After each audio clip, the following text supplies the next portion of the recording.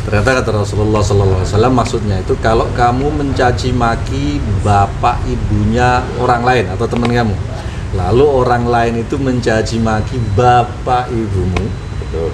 maka artinya kamu bersalah telah mencaci maki bapak ibumu sendiri. Masalahnya nanti kalau kemudian mereka membalas mencaci maki Allah dan Rasulnya misalnya, kamu jadi disalahkan gara-gara kamu mencaci maki agama lain, orang lain mencaci maki Allah dan Rasulullah Shallallahu Alaihi Wasallam.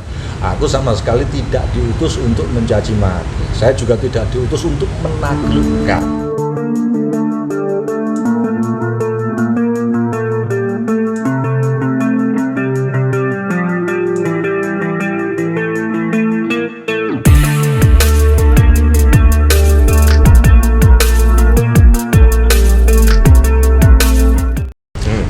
Rasulullah misalnya mengatakan pada para sahabatnya, jangan ada yang mencaci maki bapak ibunya atau orang tuanya. Ya orang kan bingung, loh emang ya nggak ada lah masa kita mencaci maki orang tua kita. Ternyata pikiran normal juga gitu lah ya. Ternyata kata Rasulullah SAW, maksudnya itu kalau kamu mencaci maki bapak ibunya orang lain atau teman kamu, lalu orang lain itu mencaci maki bapak ibumu, Betul. maka artinya kamu bersalah telah mencaci maki bapak ibumu sendiri, karena kamu memancing aksi seseorang yang kemudian mencaci maki ayah dan ibumu gara-gara kamu mencaci maki ayah dan ibunya dia. Itu loh maksudnya kan ya Nabi, Ada aksi, ada reaksi. Nah itu pun sama kan Pak, dan kita juga memang ada nasnya dilarang untuk mencaci maki misalnya sesembahan itu ya Tuhannya agama lain, termasuk sistem ketuhanannya dan lain-lainnya, atau sistem kepercayaannya ya kan? termasuk apapun ibadahnya, bentuk ibadahnya, ritual ibadahnya gitu. Masalahnya nanti kalau kemudian mereka membalas mencaci maki Allah dan Rasulnya misalnya, kamu jadi disalahkan gara-gara kamu mencaci maki agama lain, orang lain mencaci maki Allah dan Rasulullah Shallallahu Alaihi Wasallam. Nah, artinya berarti penistaannya sendiri jelas dilarang dong. Melakukan sesuatu yang mengundang penistaan aja tidak boleh, berarti penistaannya juga dilarang otomatis. Maka kemudian konsep lakum dinukum waliyadin itu ya salah satu bagian dari itu. Ya sudah, kita punya agama, kamu punya agama, ya saya tidak akan mencaci maki agamamu, itu kamu juga jangan mencaci maki agamaku. Kita masing-masing percaya agama kita, ya kita praktekkan dengan baik. Ujung-ujungnya toh nanti kan ketika ayat-ayat itu nanti juga ada ditutup dengan fastabiqul khairat, dalam rangka perbedaan itu, entah itu perbedaan madzhab, perbedaan keyakinan, bahkan perbedaan agama sekalipun, kan sebenarnya bingkainya fastabiqul khairat, ya sudah semua berlomba-lomba untuk membuat kebaikan di muka bumi. Nanti gimana di akhirat Allah juga menjanjikan. Misalnya ada yang mengatakan laisatil yahudu ala syai'in, saling menghina misalnya antara ahli kitab atau antara mereka dengan kita misalnya. Allah menjanjikan nanti di akhirat akan dijelaskan semua oleh Allah. Dijabarkan lah ya. Tapi begini bro, kemudian timbul pasar ibu teman kita ini. Nah betul. Timbul masalah baru, bukan masalah baru sih. Karena kalau ada orang yang disalahkan itu biasanya membela diri ya. Timbul alibi bahwa yang mereka lakukan itu adalah dakwah. Kalau alibinya seperti itu. Tetap ada bedanya Pak. Ketika itu di dalam kelas atau di dalam proses pengajaran, memang mau tidak mau, misalnya saya pernah dulu dalam kuliah itu ya, saya teologi dan filosofi itu ada mata kuliah tertentu yang memang membahas teologi. Betul. Artinya itu mulai dari agama apa aja kita pelajari, termasuk sistem kepercayaannya, soal ketuhanannya kita semua tahu. Nah, namanya juga studi ya. Ketika studi itu nanti biasa kita melihat yang ini keunggulannya ini, yang ini kekurangannya ini, bla bla bla. Nah, sebagai pembahasan ilmiah ya tidak ada masalah, tetapi tentu saja tetap ketika membahas secara ilmiah itu pun ya tidak mencaci maki. Artinya apa? Itu penilaian secara nggak bisa dikatakan objektif juga sih ya, subjektif. Tapi tetap itu nggak bisa dihindari dalam sebuah kajian. Tetapi ketika kemudian keluar secara umum, ya kembali lagi kita lakum dinukum, kembali lakum dinukum waliyatin, kembali lagi pada tadi bahwa kita dilarang mencaci maki agama orang lain supaya orang lain juga tidak mencaci agama kita. Toh ujung-ujungnya nanti akan berantem. Tentu saja kita sebagai orang Islam, teologi kita, sistem kepercayaan kita, syariah kita, bagi kita 100% itu yang paling baik, paling benar. Betul. Bagi orang yang misalnya dari kecil lahir dan tinggal di pojokannya Finlandia. Tahu pojokannya Finlandia sebelah? Tahu sih. Cuman lihat di Google Map nanti kira-kira tahu lah mananya gitu. Ada pojokannya juga. Ada. Pojokan Finlandia. Cuman pojok yang sebelah mana juga belum jelas. Itu dari kecil dia tidak pernah mengenal agama lain kecuali agama dia. Yang kebetulan yang kebetulan bukan Islam.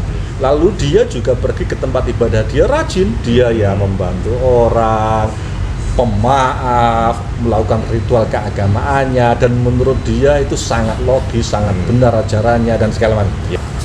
Begitupun juga kita yang misalnya lahir dari kecil sebagai muslim dan diajari juga tentang logika keagamaan kita 100% juga yakin.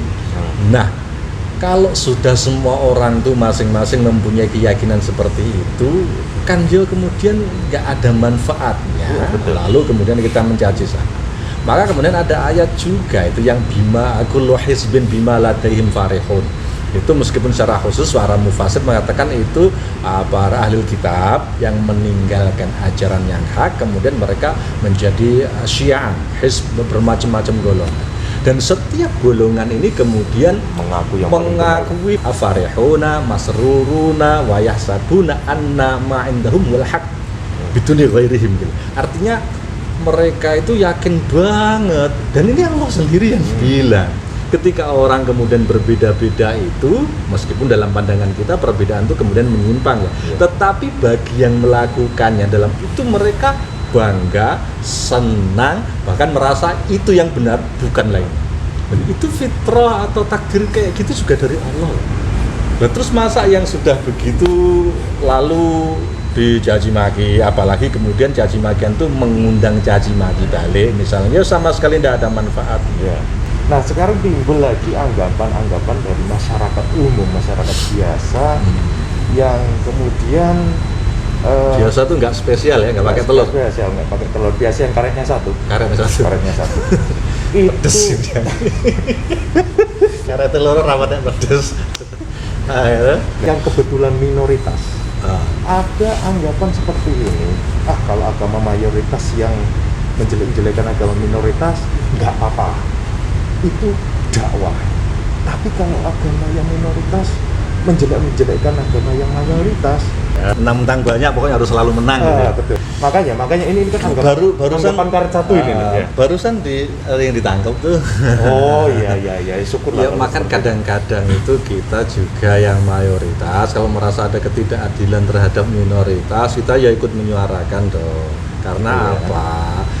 Wong ajaran agama kita sendiri mengatakan bahwa kalau kita bersikap adil, maka justru itulah yang dekat dengan ketakwaan. Kalau kemudian kita jauh dari sikap adil, artinya ya kita jauh dari ketakwaan. Padahal poin utama dalam agama Islam kan ketakwaan. Ya mungkin balik lagi soal cara pandang beragama yang terbolak-balik gitu. Nah, sekali lagi itu tadi sebenarnya boleh membahas soal teologi agama apapun, kita juga mempelajarinya. Tetapi di munasabahnya ada, memang itu waktu itu sedang melakukan itu di ruang kelas kah, di diskusi dan lain-lain, dan tanpa caci maki sekali lagi kita bicarakan. Karena memang kajian. Gitu. Bahkan kalau di Indonesia itu judulnya aja perbandingan agama loh. Betul. Memang dibanding-bandingkan. Ada anunya ya, ada faktnya ya. Ada nomenklatur. Iya. Nah, makanya kita ada kitab-kitab Al-Milal wan Nihal, Al-Adyan kayak gitu, memang dipelajari. Jelas-jelas Kanjeng Nabi itu bahkan mengatakan, aku itu tidak diutus menjadi la'an. Aku diutus itu ya mu'aliman, ya mubasyiron, beri kabar gembira, mengajar. Aku sama sekali tidak diutus untuk mencaci maki. Saya juga tidak diutus untuk menaklukkan. Makanya kadang-kadang kan bahkan keinginan kita, misal kita yakin banget nih Islam benar, lalu kita punya keinginan agar seluruh bumi menjadi muslim, itu aja enggak boleh. Oh gitu ya? Loh, lah dibuat berbeda-beda itu aja sudah sunnatullah kok. Bukan berarti terus kemudian membiarkan lalu kita tidak dakwah. Enggak, kita tetap tetapi dengan cara yang tepat. Lalu kalau ada orang tetap tidak mau ikut dakwah kita, ya jangan marah. Sudah. Soal hidayah kan bukan urusan kita, kewajiban kita kan menyampaikan dengan baik. Termasuk kalaupun memang perlu berdebat ya monggo, tapi dengan cara yang baik, tidak mencaci maki kayak begitulah. Penting ngopi. Jadi kita ngopi dulu ini sekarang ini. Ya, mereknya jangan kelihatan. Iya, oke. Karena ini pesan sponsor ya, tapi belum di DP sampai sekarang. Iya, Jadi ya jangan liatin dulu, nanti kalau udah di DP baru dibalik. Akhirnya ada mereknya itu.